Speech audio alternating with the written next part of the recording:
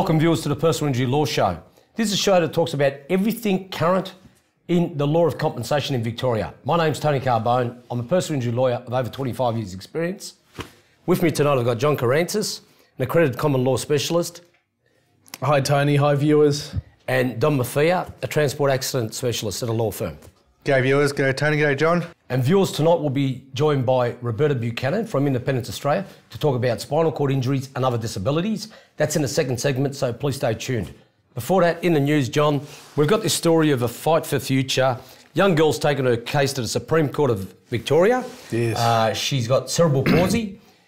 She's been adopted by a couple of people. Yes, she was born with serious problems. It looks like she's been starved of oxygen during the birthing process. And Don, what happened was this: the family couldn't cope with her day-to-day needs, yes. And this is probably where Independence Australia would come in handy as well, yes. Because they look after people like this. Right. And the thing is, the people that have adopted the child have now taken on this litigation to see if they can get compensation for her. Yeah, that's right. So very unfortunate circumstances. I think it was the drug inducing to bring on labour, the yes. drug that they used, and it seems like the baby was in distress, or the little girl was in distress, and instead of withdrawing that medication, whatever they used, they kept it on, and that's caused the hypoxia. Tony, these are very difficult claims, aren't they? They are, but there's been a bit of a history with this drug, John, causing these sorts of problems. So now the plaintiff needs to prove on the balance of probabilities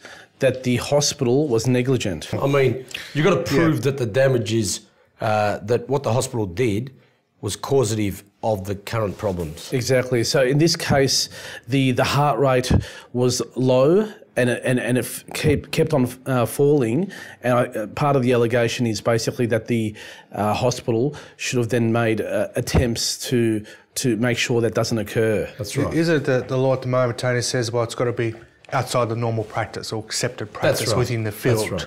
And it sounds like there is a bit of that going on, because obviously the heart drop was the heart was dropping, the heart rate was dropping, so there was I guess an indicator as to something was not right. Look, we'll see how that one goes. Yeah, well, we can follow this up in the future. Look, let's have a look at this story of Ticket to Tumble. There's a picture of an elderly lady here who's fallen off trying to get off a train, and she's very badly injured, Don. Yes. You're the expert in this area. Well, the circumstances were, as I understand it, is that she was a passenger on a train about to get off, and the train comes to an abrupt stop, causing it to fall down.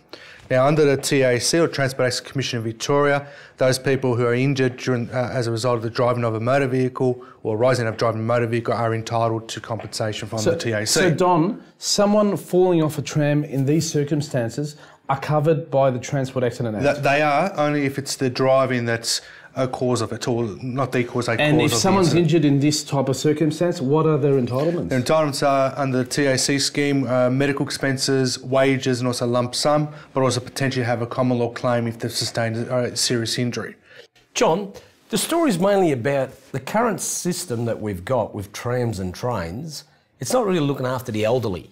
I should mention though, if it's not caused by the driving or rising out of driving of a motor vehicle, but it's arising out of the use of, for example, a tram, like if you're getting on and you slip on a step or something like that, that is a different claim. It's not covered by the Transport Accident Commission, those medical expenses, wages or lump sum, but those people might have a separate common law claim for damages. There's this article about high toll of implants, device with death.